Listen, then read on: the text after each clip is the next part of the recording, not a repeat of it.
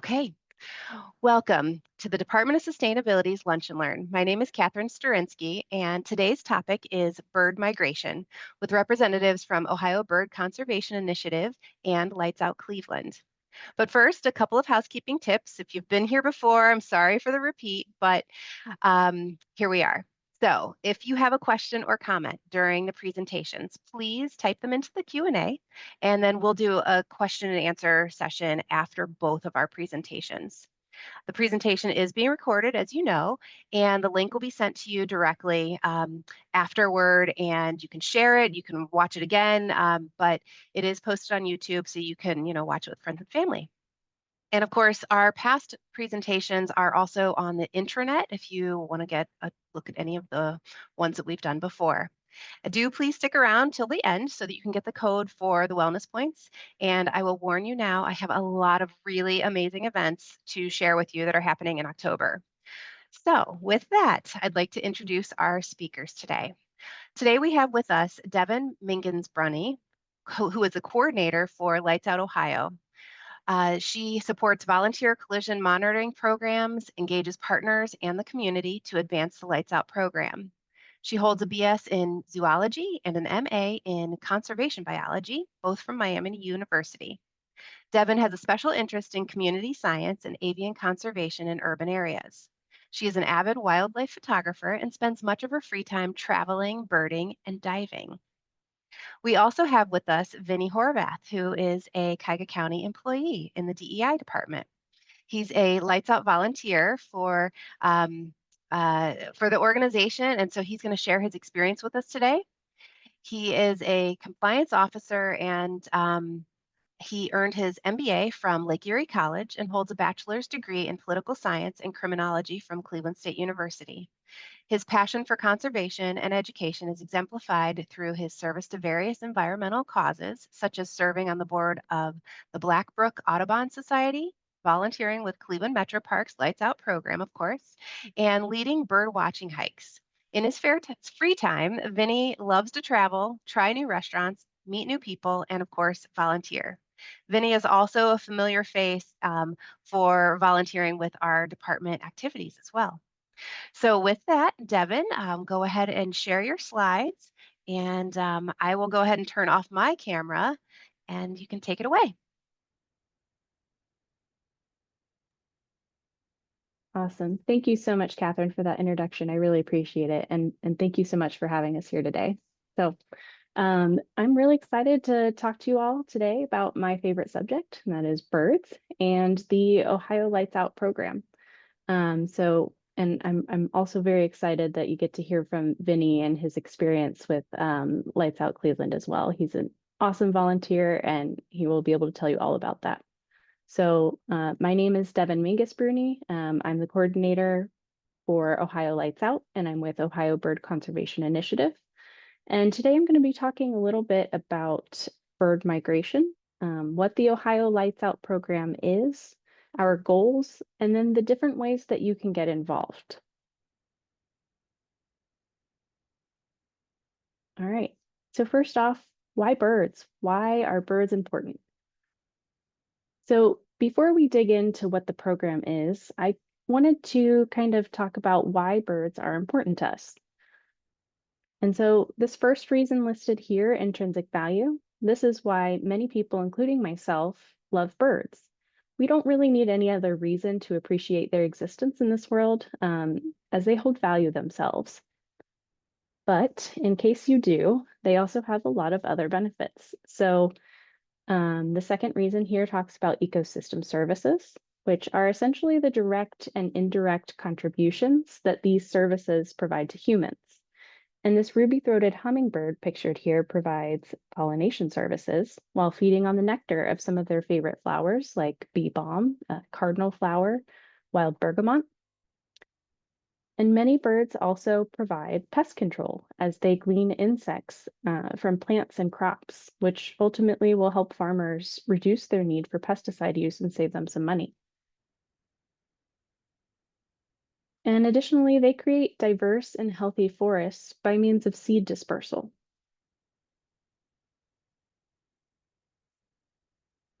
And birdwatching is one of the fastest growing hobbies in the United States. According to a recent study by US Fish and Wildlife Services, there are over 96 million birders in the US today.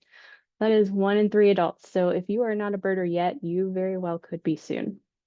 And birders contribute an enormous amount to the economy. In 2022, they estimated that birders spent about $107 billion on bird-related activities. And this is including things like binoculars, bird guides, birding festivals. Yes, those do exist.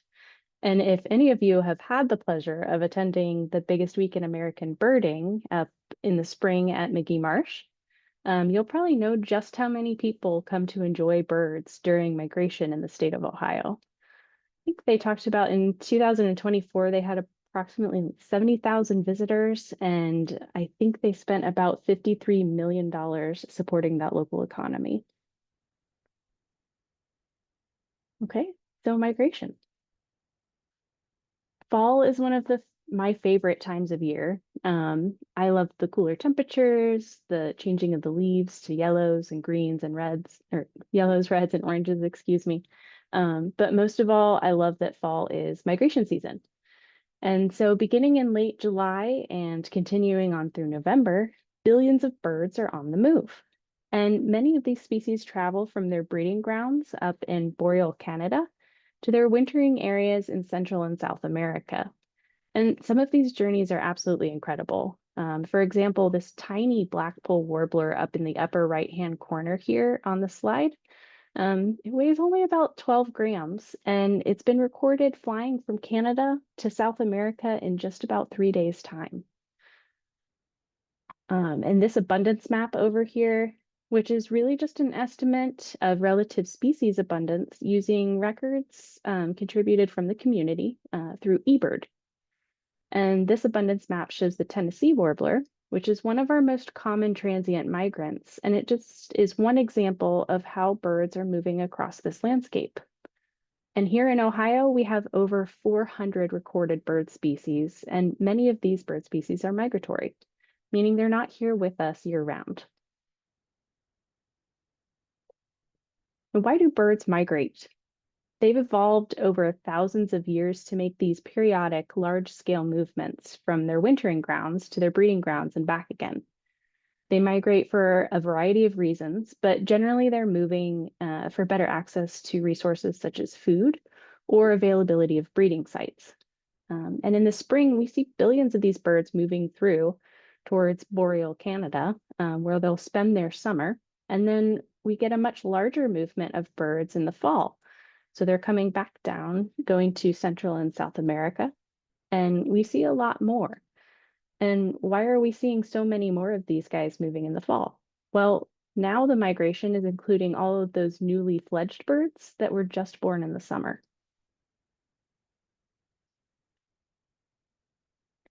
And migration is not limited to a few of these narrow pathways. We often use terms like flyways, but they're really just geographic categories.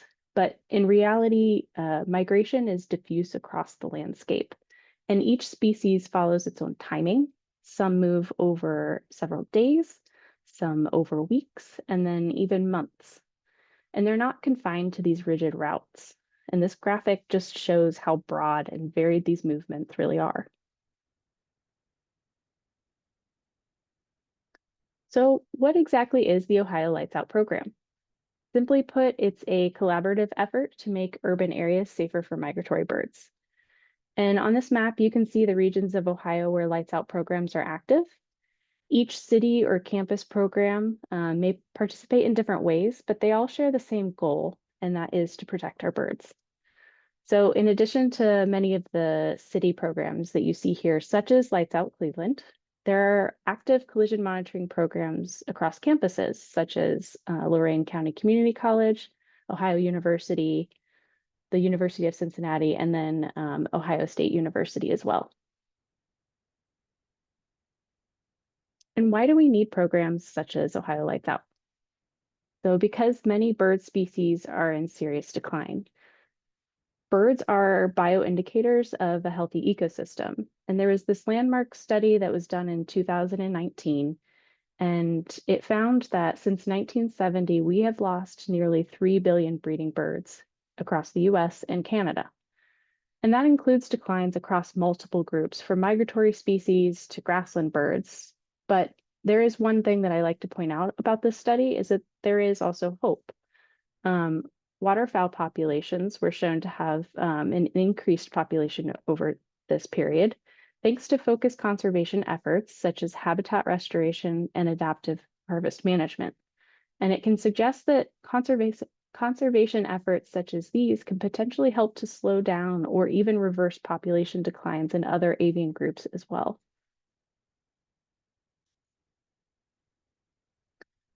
And now we're going to talk a little bit about threats to our migratory species. So birds face many threats, including habitat loss and degradation, exposure to pesticides and other pollutants, climate change, and invasive species like free-roaming cats. But today we're going to focus on two in urban areas, and that is light pollution and reflective glass. So this photo taken in downtown Columbus shows a common yellowthroat, one of our migratory passerines, and that collided with a window, which is a direct result of these two threats combined. And so first, we're going to start with our major threat, light pollution. And this slide here illustrates how dramatically our nightscape has changed with the ever-increasing amounts of urbanization. Even though this predictive model was published in 2003, its estimates of light pollution growth since the 1950s are remarkably close to what we see today on global light pollution maps.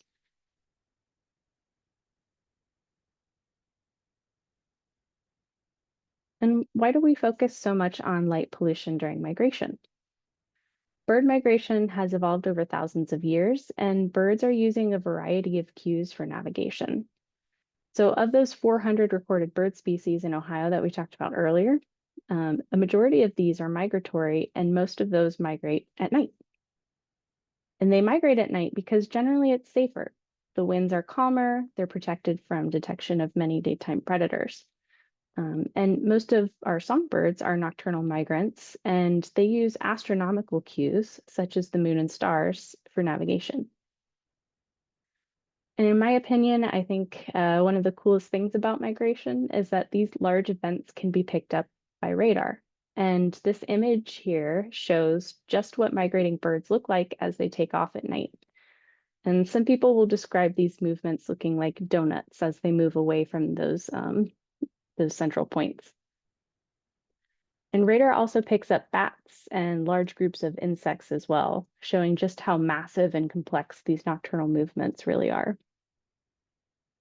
And I just wanted to put this in here. I thought this was cool. I've been seeing these on my Facebook page the past few mornings, but there are also many local meteorologists that are now kind of getting involved and talking about this on local news channels. So look out for that. If you're watching the news and see this, you can talk about bird migration as well.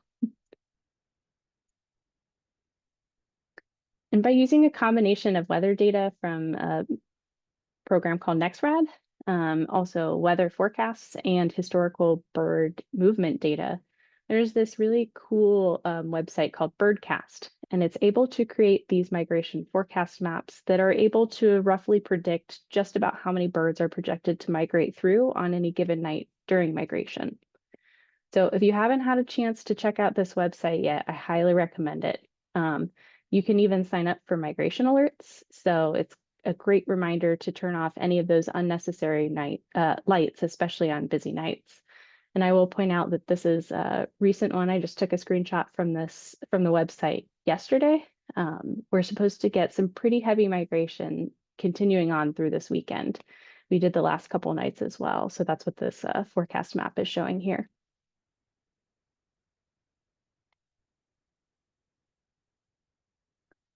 And I like to think of this as kind of a two-part story between light and glass, and how these two factors interact at different scales to impact the rate of bird building collisions. So light functions more at the landscape scale, which is altering migratory behavior and drawing birds into brightly lit urban areas, such as downtown Cleveland, while glass functions at the local scale or site level and is a direct cause of bird-building collisions. And these are just generalizations. There has been a lot of research demonstrating site level influences of light on collision rates as well, but generally these two operate at different spatial scales. Okay, and now we can talk about glass. So I will pose this question and you don't have to answer it, but just think about this. How many of you have run into glass before? This might elicit a funny memory or maybe something slightly painful or embarrassing, but much like humans, birds do not have the ability to see glass. Humans, however, can take in other cues to tell us that glass is the solid surface that we shouldn't run into. But birds typically only see an extension of their own environment. And just like this photo over here on the left of your screen, you can see the trees and the sky reflected in the glass. And the photo in the middle shows a building with plants on the inside. Um, and the photo on the right over there is an example of what we call fly-through glass, which is nearly invisible to birds. So birds typically will see these features and they try to fly into or through them, what may be to them safety or refuge. And so it's just a reminder that buildings, walkways, railings, and bus stations, anything that uses glass, pose a threat to migratory birds.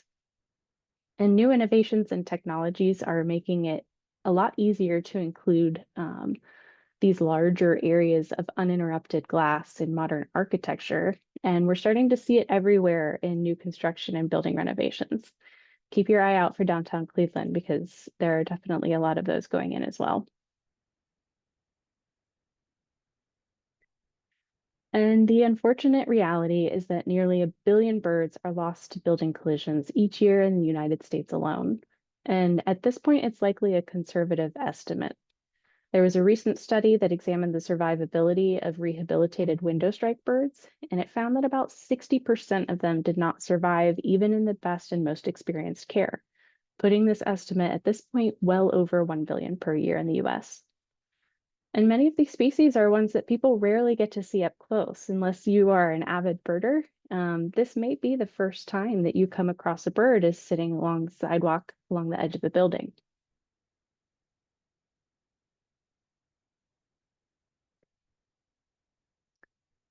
And even though the name Ohio Lights Out signals a focus on light pollution, the aim of our program is really to focus on both light pollution and bird-safe glass. And so Ohio Lights Out makes urban areas safer for migratory birds through a variety of ways. We work with building managers and property owners to enroll in our light reduction program and reduce their overall light emittance during spring and fall migration seasons. And we also work with them to treat problematic glass facades to make them more bird friendly. We work and engage with local governments to make similar changes in urban areas, and many of the regional programs have volunteer collision monitoring programs, which you will hear about from Vinny today, where volunteers are collecting those dead and injured birds. And these studies may also help us answer questions about how collisions impact behavior, survival, or reproduction after rehabilitation.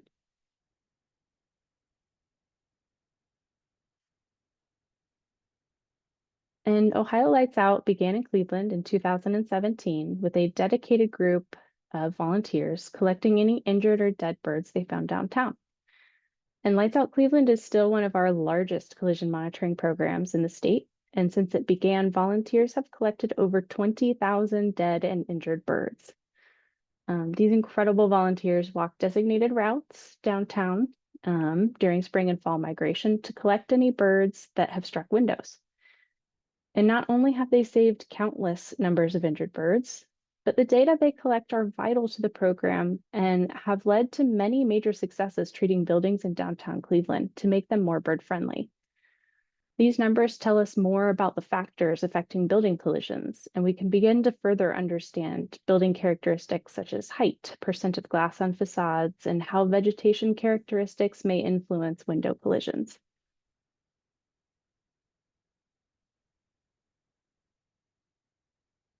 And so we've talked a lot about threats, and now it's time to shift towards some of our solutions.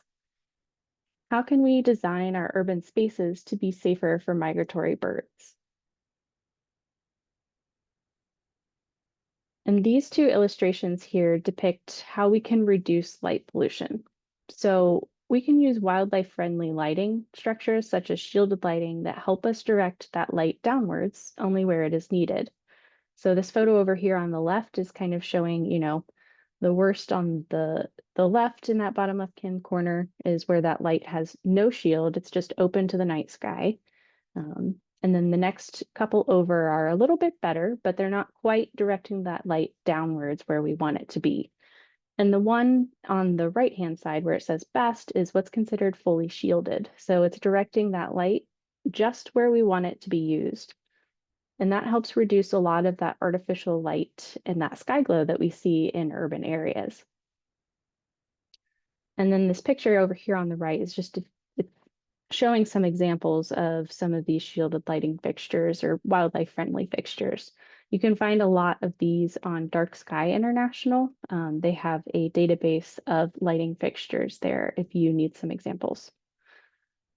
But we can also think about, eliminating decorative lighting or uplighting. We can close our curtains at night to keep that light from emitting out into the night. And then we can also use motion sense lighting or warmer tones to reduce that overall amount of artificial light on the landscape.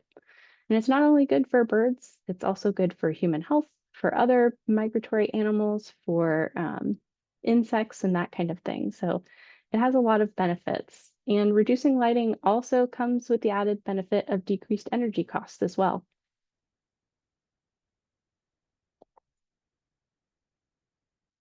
And this here is a good example of what light reduction looks like in practice. So this is the Chicago skyline before and after those lights out measures.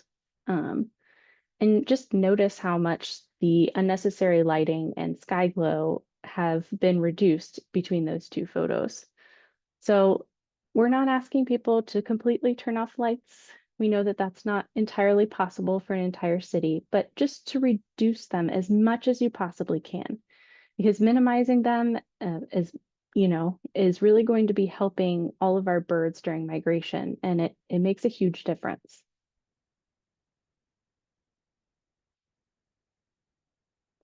And we can also design buildings to reduce or eliminate window collisions from the beginning. So you can get as creative with these designs as you want.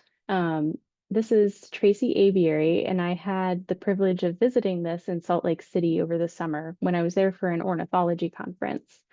And these photos I took of the bird-friendly designs are kind of representative of some of that creativity.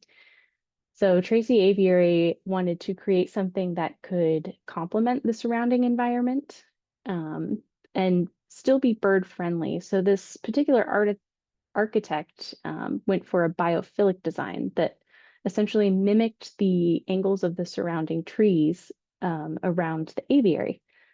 And it does a great job of still allowing in a lot of that natural light that many architects and people seek these days. But it also provides those bird safe elements to keep birds from colliding with the structures. If you haven't had a chance to go visit this is actually a pretty cool place, so highly recommend. And here in Ohio, we've made a lot of progress. There have been many property owners that have pledged to reduce their lighting, and others have gone a step further and pledged to treat the glass on their buildings as well. Cleveland in particular has led the way with multiple of these mitigation projects, and especially in Cuyahoga County. And as a result of lights out advocacy, bird safe building practices are starting to gain momentum statewide. And there have been several major mitigation projects that were completed over this past year alone. And some of these photos or some of these projects are included in these photos and others. So including the STEM Center of Excellence in Akron, Rocket Arena, which was completed last year. There was also the old chem building that got a renovation down at University of Cincinnati. That was just completed in the spring. Great Council State Park, which is in the Dayton area. They included bird-safe glass in their design, and it's quite lovely to see in person. And Cleveland Museum of Natural History also did a major renovation, and they included bird-safe glass in their design as well. And even in that top right corner, you can kind of see it, but there were several exhibits at the Columbus Zoo Aquarium that were updated with collision deterrence as well. The head of North America over there was actually a Lights Out Columbus volunteer, so I have a feeling she had something to do with that. And going back to Rocket Arena, this is one of the larger projects. And again, it was just completed last fall. So we're really kind of, seeing the very beginnings of some of this post-treatment data coming through. And this was treated with a product called Bird Divert, which is a UV absorbing and UV reflecting dot system. Humans actually have difficulty seeing these dots. If you've been over to Rocket Arena since they've done this mitigation project, try to see if you can see the dots, see how close you have to get before you can actually tell that there's something on that glass. We have trouble seeing them because they're kind of invisible or clear to us, but to birds, many of our migratory species have this ability to see in the UV spectrum. So when UV light hits this, it actually reflects back, kind of what you can see in that bottom moving photo there. And this kind of solution is especially valuable in places where aesthetics might be a barrier to adopting more traditional opaque treatments, where there's like white dots that you've seen before.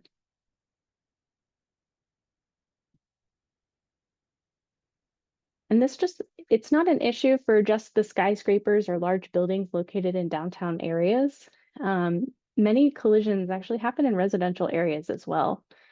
This bird is a perfect example, rose-breasted grosbeak, and this is a photo taken at my house. This is with their bird buddy, so I didn't get this close to this bird, but he struck a window at my house, the window right behind him, because I had my bird feeder way too close to the window, and there was a Cooper's hawk that came in that tried to grab this bird, and instead he tried to fly away and ran directly into the glass that he couldn't see.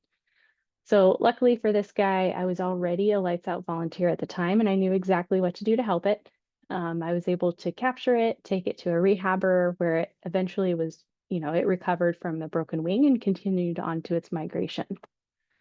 And so I just want to point out that the broken wing was not obvious when I first tried to collect it, as it was able to fly away, which is why it's really important when we find these injured birds to get them to a wildlife rehabilitator, because they may have these injuries that are not apparent to us, that rehabbers can help these birds, get through and treat.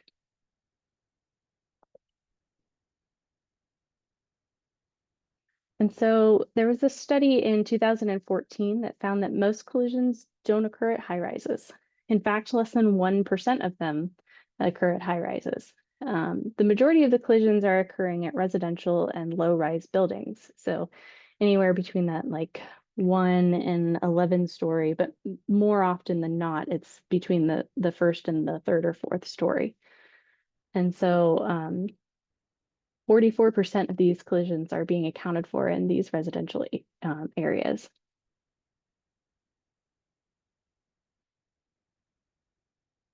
And what exactly can homeowners do about this? One simple step is applying decals or markers to windows to break up those reflections. A few of the best practices to make these solutions the most effective include, choosing marker colors that contrast with the environment. So you can kind of see those two examples over here that I've pointed out. So the one on the left, those darker markers are probably going to be a little bit better and easier for birds to see. And then on the right, those white ones. So generally those opaque white markers are, good for windows, like at your home. But the black ones are typically recommended for that fly-through glass, like those glass railings that we looked at before. And spacing is also very crucial for these decals. Those single decals that you may have seen on windows aren't typically very effective, as birds will attempt to fly through those gaps. And patterns need to be applied really densely enough to eliminate those openings that birds perceive as safe flight paths. We used to recommend a 2 by 4 inch spacing pattern, but now suggest something similar to a 2 by 2, so 2 inches horizontal by 2 inches vertical. Um, and just as important, these markers should always be placed on the outside surface of the glass to break up those reflections. If you're putting them on the inside, it might do a little bit, but it's not going to be nearly as effective as placing them on the outside. And again, collisions aren't limited to windows. Any clear or reflective surface can be hazardous. There was a homeowner that discovered that birds were striking her basketball hoops, transparent backboard, and after applying markers, the collision stopped pretty much immediately. And this is just kind of a reminder that even unexpected surfaces can pose risks. And you aren't limited with the types of products that you can use to help prevent window collisions either. Pictured over here on the left is an example of paracord. And the nice thing about the solution is you can space these 4 inches apart as opposed to the 2 inches like the decals. And these paracords create shadows on the window, and if left unattached, they can create some movement as well that looks really nice. Window screens also help to prevent collisions. If you aren't interested in anything permanent, you can also use things like tempera paint or even a bar of soap to etch marks on your window during spring and fall migration and wash them off outside of that. And there's a whole list of products on American Bird Conservancy's database as well to look for lots of different solutions. Okay, 2 other ways that you can help reduce collisions are keeping plants off of your windowsill with windows that aren't treated. Kind of gives birds the illusion that there's some type of habitat on the other side. And also placing your bird feeders at appropriate distances is very important as well. So they should be placed either within 3 feet of your home or well over 30 feet away. And we focused a lot on windows and lights, but there are a lot of different ways that you can help birds at home. Cornell Lab of Ornithology highlights these 7 simple actions that you can take. This includes things like using less plastic, which reduces that pollution and prevents plastic waste from harming birds through ingestion or entanglement. Keeping cats indoors. This is a big one because this is one of the leading causes of bird deaths, even above window collisions. Using native plants provides food and shelter and breeding habitat for birds and the insects that they depend on. Similarly, with avoiding pesticide use, this protects those insects that are critical food sources for birds, especially right now during migration. And if you are a coffee lover, drink shade-grown coffee. This protects the tropical forest habitat where many of these migratory birds are overwintering. And of course, we always need more volunteers. Collision monitoring is underway now for fall migration, and Lights Out Cleveland will always be welcoming new participants. So if you are interested, please reach out through our website. I can connect you with the coordinator up there, or reach out to Vinny. He can have some more information for you as well. But either of us would love to talk to you about volunteering with us. And I will end here. I just love to bring this slide up because this is just a small snapshot of the organizations that collectively make Ohio Lights Out the program that it is today. It wouldn't be possible without our network. We have over 120 partner organizations involved. This includes, wildlife agencies, metro parks, museums, businesses, and the countless volunteers that are all working together to make urban spaces safer for migratory birds. So with that, thank you all for listening. And I'm going to pass it over to Vinny now, who is going to tell you all about his experience with volunteering for Lights Out Cleveland. Thank you so much, Devin. Vinny, if you want to go ahead and share your screen so you can do your presentation. Sure can.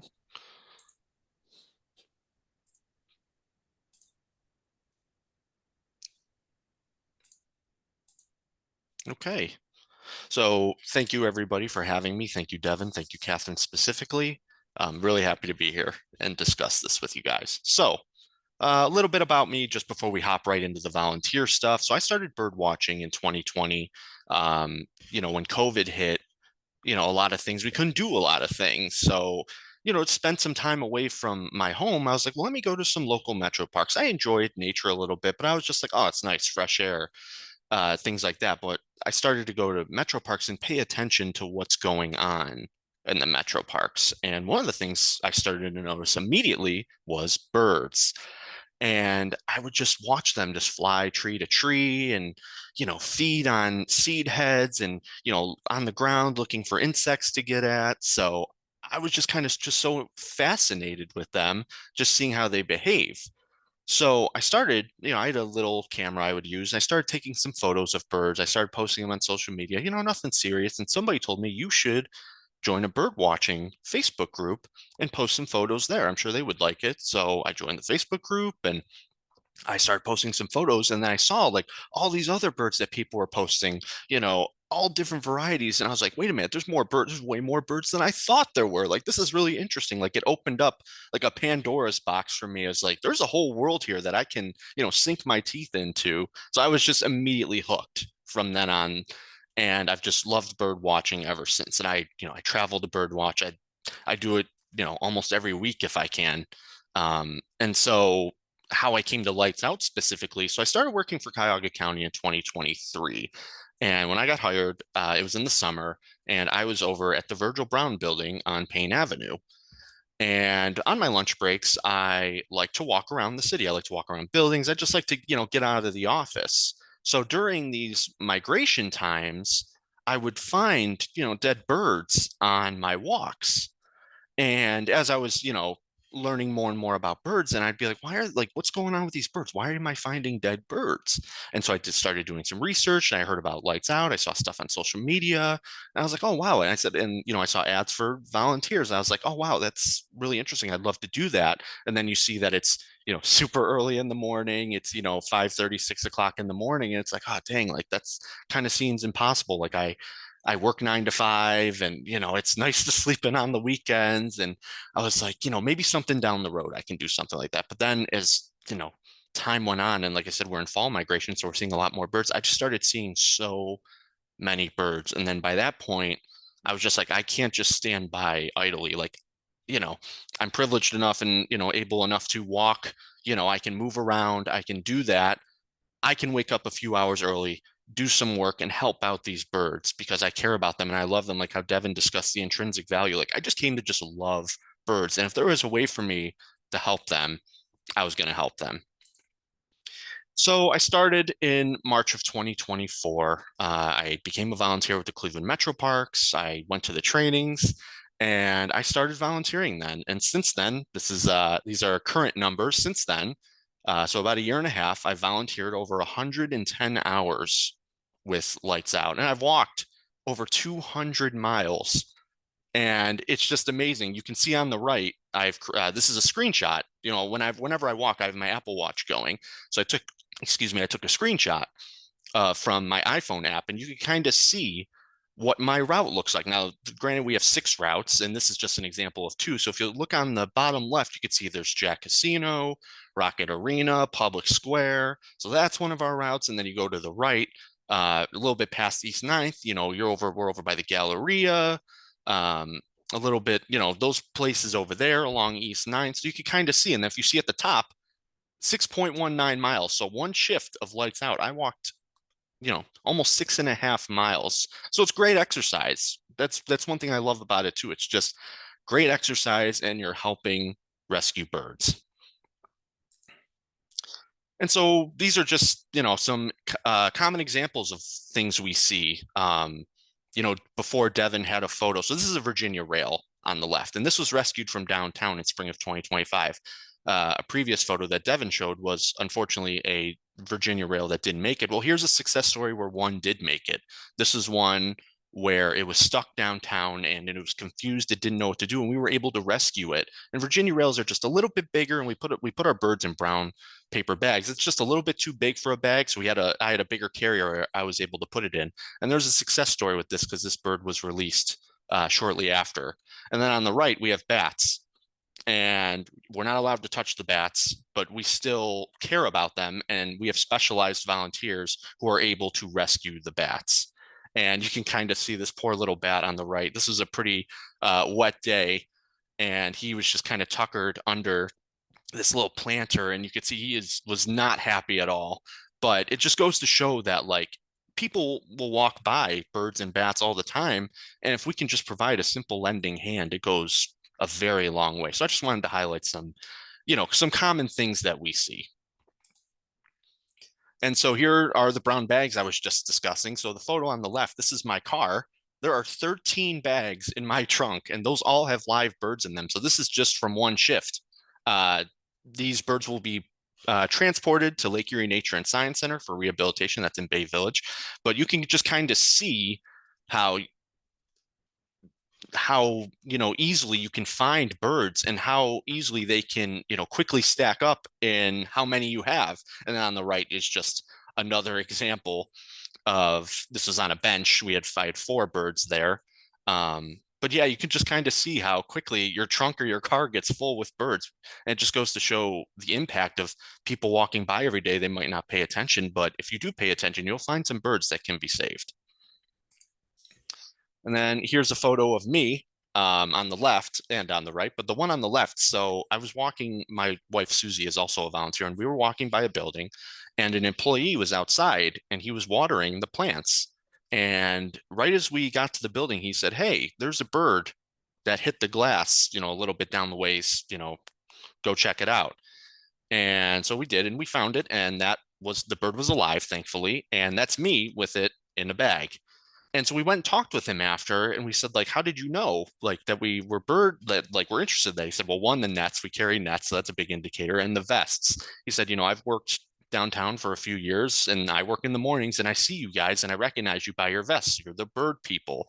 And us volunteers, we're out every single day. Now, granted, it's different people, but the people who work downtown early in the morning, they recognize us.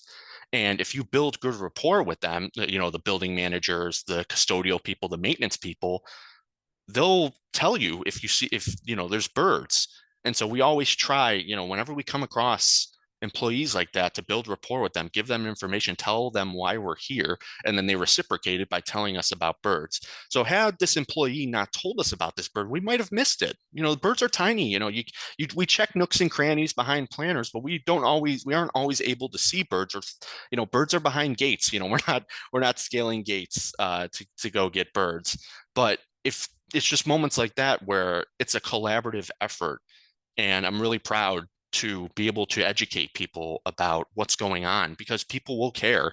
And the individual who we spoke to, he wanted more information. So we have one sheets that we pass off to people, and he was very excited. And it's just a great way to educate people. And then on the right, you'll see me carrying some birds that are in bags down Euclid Avenue. That's over by East 4th. And then here's some more photos. That's me on the left. That's one of our nets. That's what our nets look like. This is me in front of Rocket Arena. And then on the right, that is my wife, Susie. She did give me permission to use this photo of her, but this is in the Jack Casino parking garage. And I thought this was a really great photo because you could see the backdrop of, what was on the old Sherwin-Williams building. It's for the land. And we're trying to save these birds for the land. These birds, they're guests here. We should help them out where we can. And I just thought that was a really great photo. But yeah, we've been volunteering together for years, and we always walk the routes together. It's great exercise. We have a lot of fun, and we know we're doing something good for the birds. There are sometimes there's drawbacks. We do deal with weather. So on the left, you'll see a photo of me. I am absolutely soaked, and I have some umbrellas in my hands, and you can kind of see over by my right hand, it was pouring rain that day. This was very early in the morning. So, you wake up early and you're going to go out, and it's like, oh man, I'm out here so early in the morning, and then I'm getting rained on. But it's all for the common goal, and it's to help the birds. Because if we're not going to help them, they might not make it. And so it's worth it. I have a big smile on my face because I'm like, this is, it sucks, but it's great because we're out here helping these birds. But then also on the right, you see also have the opportunity to see some great views of the city. This is with the sun rising. And, this is over by the Huntington Convention Center, over by Mall B. And it's really great. Like the city can be really beautiful when the sun's rising, especially how you can see it over the lake. So it's really great to just get out early and just kind of see what's going on. And then just this slide here, we're volunteering through the Cleveland Metro Parks, are the ones who facilitate the volunteering process. And I wanted to talk about here how just valued I feel by the Metro Parks, by Lights Out, to do the work that we're doing. You can kind of see here, if you can see, I'm holding the volunteer VIP badge. And if you're a volunteer of Cleveland Metro Parks, they host events like that where they say, hey, we're hosting an event at the zoo. Come to the zoo for free. This one in particular was a few weeks ago. And we were able to go see the Asian Lantern Festival for free. And then they were doing giveaways for us, goodie bags, treats, things like that. They do a really great job of making you feel valued. And I'm just so proud to say that I am a Cleveland Metro Parks employee because they do such great work in this region. Everything they touch turns to gold, pretty much, in my opinion. So I just wanted to talk about how grateful I am and what a great job they do. And yeah, and I kind of wanted to end it here. This is a great quote.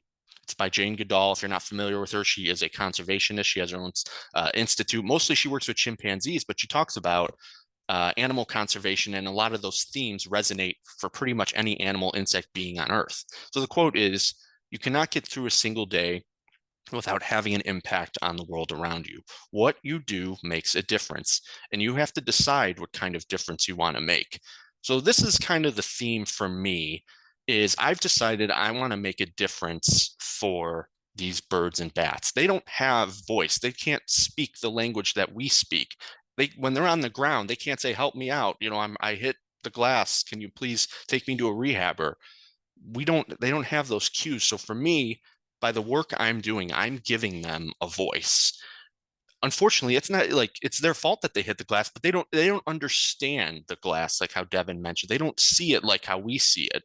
And so why should they have to suffer when we can help them out? So it's just about, for me, it's giving them a voice. It's lending them a helping hand. I think that's one of the most noble things you can do, is help out a being in need like that. So this is kind of a call to action for everybody listening. And it doesn't have to, if you find a cause, a different cause that you like, what you can do, even if you're just one person, makes a difference. I've rescued over 100 birds. Just, my wife Susie and I, we've rescued over 100 birds.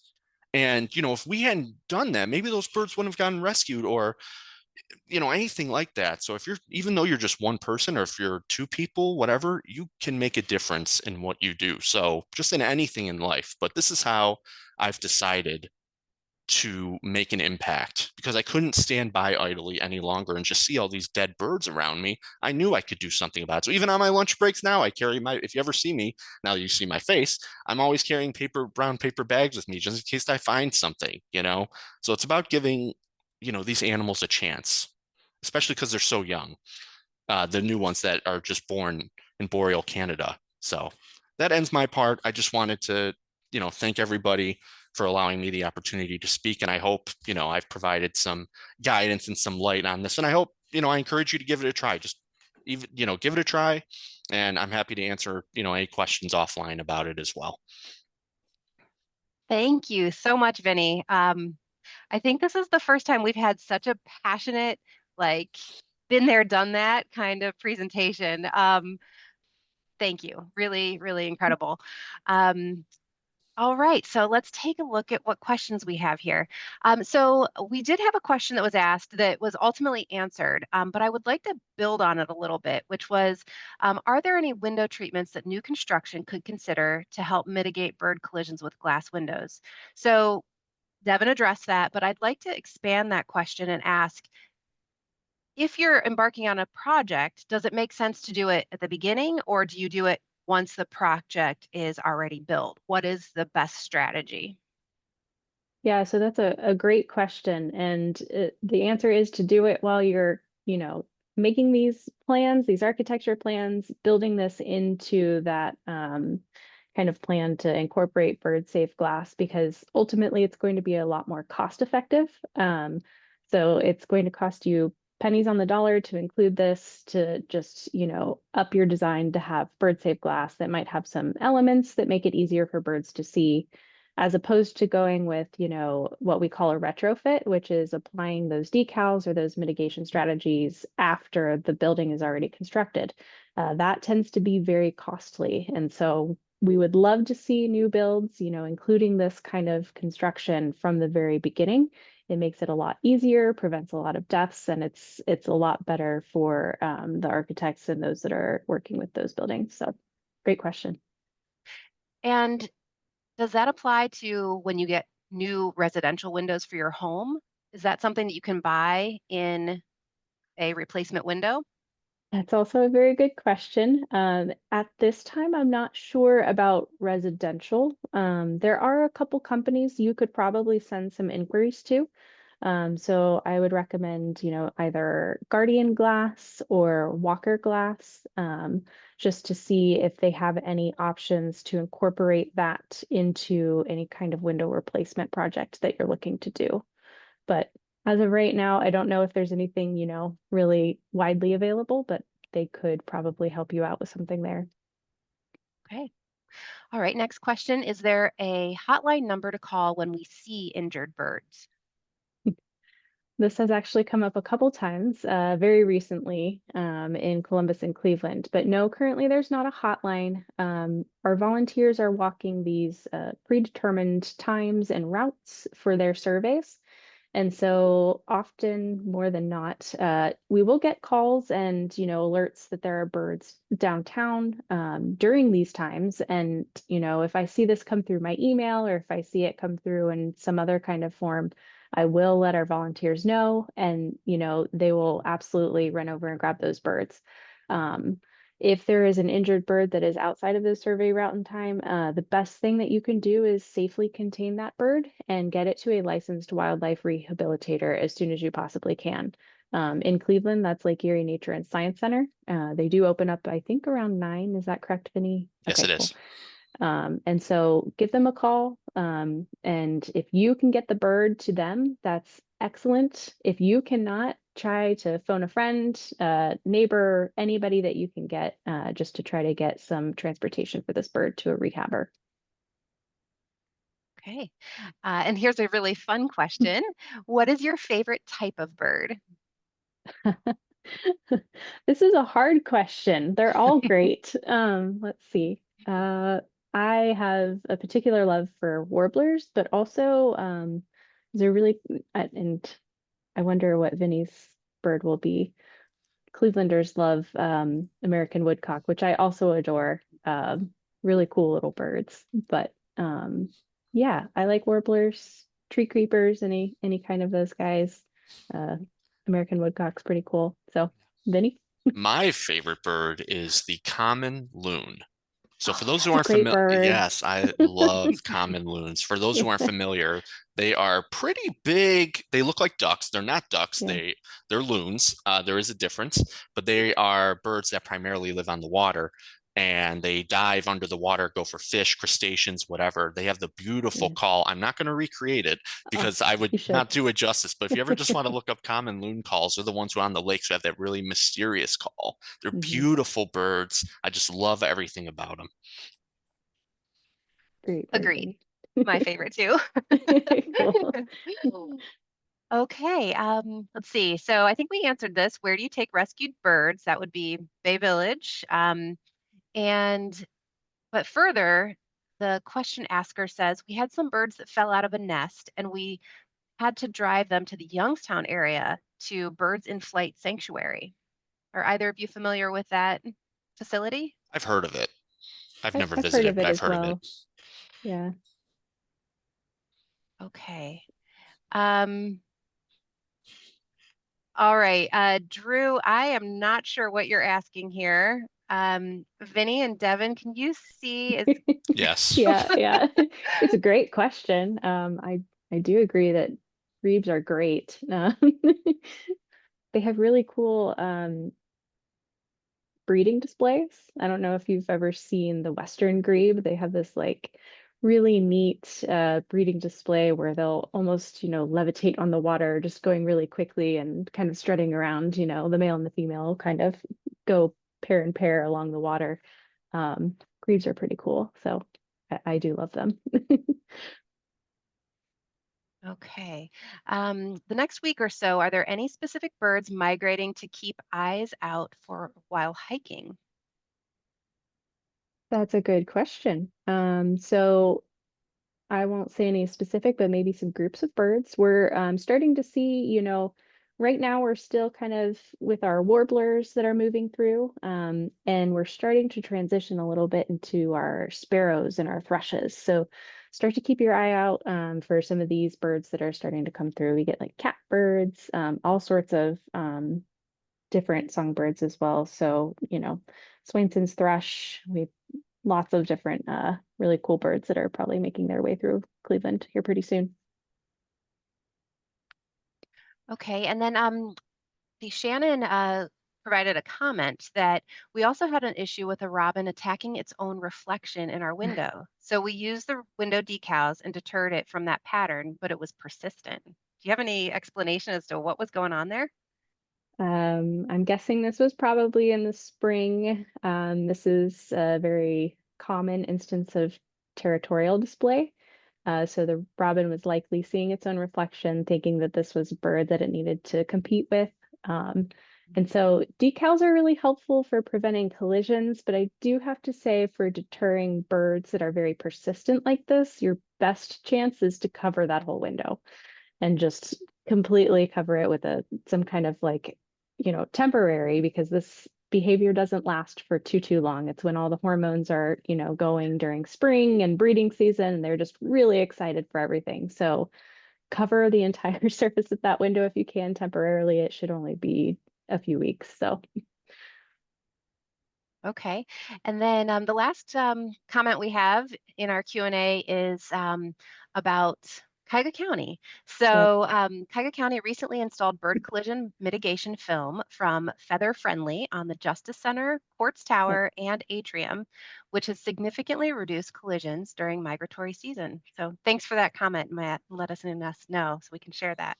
Yeah, I just want to Yeah. make a quick comment about that. Yeah, Mhm. so the Justice Center is on our routes. I walk by it frequently, and I know exactly what you're talking about, Matthew. But what's interesting is that only that one area that you're talking, well, those areas. But if you look at like where the corner of Lakeside and West Third is, that area does not have bird divert feather friendly on it. And unfortunately, we do see strikes there. So it just goes to Mm. show that it is great to cover sections, but it is beneficial to cover all possible sections, especially like I'm trying to think of what that area is, but it's right on the corner of West Third and Lakeside. That area is not covered, and usually for the Justice Center, that's where we see the most strikes. Yeah, we are so very grateful though for all of this mitigation that we've seen Oh through yeah, Cuyahoga County. I absolutely. mean, so very excited for their help. It has been tremendous so far, and we're seeing some really great reductions around a lot of these buildings, which is just phenomenal. We hope to keep this momentum up, absolutely. So Yeah, I think it's a great example of the when you know more, you do better. When the whole thing, it just when you take yeah, action, there's an impact, right? yeah. All right. Well, thank you so very much, Devin and Vinny, for sharing your expertise and your experiences. I think that this was a really interesting topic for us to share with everyone, very different from many of the topics we've shared in the past. So thank you again. So with that, I'd like to start sharing my screen, and I've got a number of different events to share with all of you. There's a lot going on. So first, I wanted to let you know that you heard about our volunteer event with Trashfish last month, and it was a wildly wonderful success. We had 16 participants, three of which had never kayaked before. Some may be on this call right now, and they did great. No one fell in, and I sent out a survey afterward, and 10 out of 10 respondents gave it 5 stars. So that's awesome. And if you are interested in going out on the river with trash fish to get a deep dive into plastic pollution and what's going on out there on our river, you can reach out to Trashfish CLE on Instagram and just send a message. All right, this is a fun one. We have a foodie event. So Food Strong is hosting a pickle party. You can learn how to pickle. It's multiple event times. So there's one tomorrow and then there's several thereafter, but worth checking out. It's a great way to, create your own access to foods that you love without a lot of waste. So when you use your own jars you've used before, you're buying less, which is great. The Ohio Environmental Council is offering an Energy Champion series. They have a variety of uh, recordings and presentations on how to save money, how to reduce your energy usage in general. So I wanted to share this with you. You can go find more information at their website. I will send all of these out to you in the follow-up email because there's a lot this time. VegFest is coming up on October 4th. It's going to be in a new location. If you're interested in learning more about vegetarian and vegan diets and all the benefits of it, you can check this out. And Cuyahoga County Solid Waste District and Lights Out Cleveland will have tables at that event as well. Cuyahoga Soil and Water's got some good stuff coming up. There are rain barrel workshops and their stormwater runoff. So it's their second year. I can tell you the first year was a wonderful success. It takes place at Clark Field, which is where we do our river sweep cleanup as a Cuyahoga County team. So it'll be a familiar location for you. Special item recycling, I'd like to always share this with the Solid Waste District. The last date for this is in October 11th of this year. And that particular day, they're also accepting televisions just from 9 to 11. So if you've got a TV that doesn't work anymore and it needs passed on to its next life, this is a great way to dispose of it.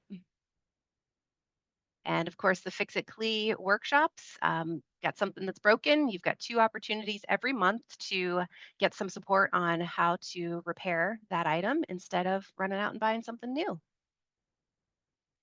And also at Cleveland Recycles at the Solid Waste District is zero landfill. And I don't think we've talked about this in the past, but it is a way of um, designers to get all of those samples that they are using throughout their projects into the hands of creative reuse. A lot of teachers, artists love to use these products, and you, as the general public, can also go and reclaim all of these materials. So if you have a creative ways to use carpet squares, for example, this is a great way to get those materials and keep them from the landfill. Then, of course, just want to share our next Lunch and Learn is going to be about the county's climate action plan. So we will have our department staff as well as partners that we're working on to implement actions around that action plan. We'll be here next month. And with that, the wellness participation voucher code is up on the screen. But I also want to challenge all of you to think about next week, take action, and go a week without driving. Bike Cleveland is going to host a series of events, and you can go on their website and see what all of those are. But it is an excellent way to really understand the transportation challenges that are existing in our community, but also what's possible. So I encourage you to do that. With that, I am done with my slides, but I will send them out. And I do want to just go back to thanking our presenters. They do such a great job of delivering information in a short amount of time. And it is a real pleasure to have all of this good information shared with us. So with that, I am going to say goodbye to all of you, and we will see you next month in October. Thanks again, Devin and Vinny. Okay. Thank you. Thanks so much, Catherine. Appreciate it.